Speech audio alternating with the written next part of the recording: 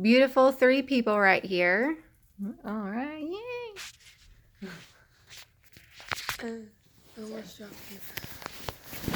Hello, my name is Courtney Odom, and I'm going to be doing my second speech today. I'm going to be speaking to you about DACA and the DREAM Act. And I've always been told don't speak about politics or religion, so I chose politics. So you're probably wondering, what is DACA and what is the DREAM Act? So I'll tell you what I do know about it. DACA is the Deferred Action for Childhood Arrivals. Essentially, that is children that were brought over from Mexico anywhere with their parents, and it's going to protect them from being deported. Basically, that's what that means. So, what are the Dreamers? What is the DREAM Act? That is the Development, Relief, and Education for Alien Minors Act. So, we can get a little more into this here in just a second. What is the difference between them? What is DACA versus the DREAM Act? I'll tell you. The DREAM Act, it was a bill that was introduced in the United States Senate in July 2017. The bill is also designed to protect the Dreamers from deportation. Both DACA and the DREAM Act are similar in that regard.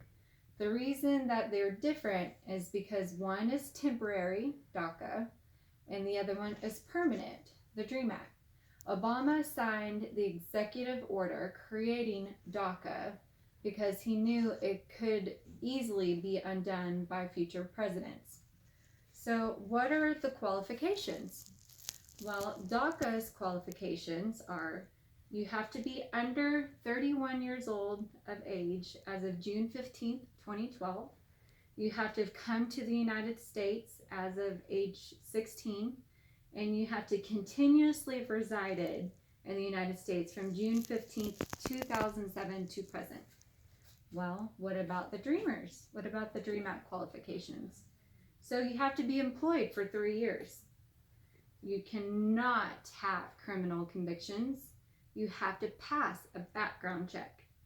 And then you also have to demonstrate the ability to read, write, and speak English. And then you also have to show a knowledge and understanding of the U.S. civics.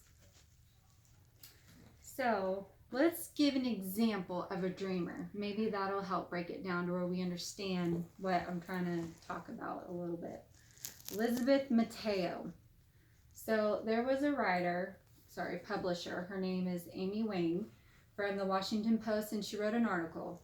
And a first and undocumented immigrant is appointed to a statewide post in California. She wrote this March 15th, 2018. And so Amy writes and states that Mateo was born in Mexico. She was brought over to Los Angeles when she was just 14 years old. She didn't speak English and she didn't know how to write. So she was the first person in her family to go to college. She earned a law degree from Santa Clara, in 2016. In 2018, she passed her state board exam, and she now has a private practice in Los Angeles. Elizabeth Mateo herself states that I always just went for it. Even though I felt inadequate, I thought I could always add something of value.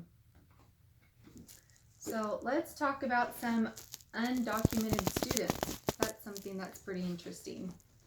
So Amy Wang, in her article, she also writes that there's an estimated 72,300 undocumented students that are enrolled in California's public colleges and universities. 60,000 attend community colleges, 8,300 are in California State University system, and then 4,000 are in the University of California campuses. But I think what can be frustrating about DACA for some people is that it protects the children from being deported. And then you have people like Mateo who come over and they get a degree, which is wonderful. We're so happy you're here. But did she become a U.S. citizen? You were given a gift. You're given a gift to be here, and that's wonderful, and we want you to be here. You became a lawyer, but I think DACA, it gets you here, it keeps you safe, but did she take those steps to become a U.S. citizen? I think that's where some of the frustration is. And so another question is, how can DACA be a bad thing? We see where it's good, it keeps the children protected, but how could it be a bad thing? Well, there was an article written by Paula, I'm going to say Deja Vu, it's Deja, I'm not sure. It was published by Fox News September 26th, 2018. So last year, I'm not sure if some of y'all remember, there was a man named Freddy Vasquez, and he was an illegal alien, and he killed one man. It was accused of attacking two other men, well, people, sorry. So they were on a boat in Boston, and he, long story short, killed one, accused of hurting two other people. He had a knife, and it got really ugly. Long story short, he was allowed to stay in the United States because he was a DACA recipient. Vasquez's legal status was set to expire in 2015. He applied for renewal, but his request was denied in 2016. So a year after his DACA status was expired, well, now we are 2 years later, and he kills a person. So again, DACA was here to keep these people safe, and then there's people out killing people. Granted, anybody can be an illegal alien and be here, but DACA was set here to help us and help these people go to law school, or maybe they're possibly killing each other. But that's my thoughts about that. Thank you.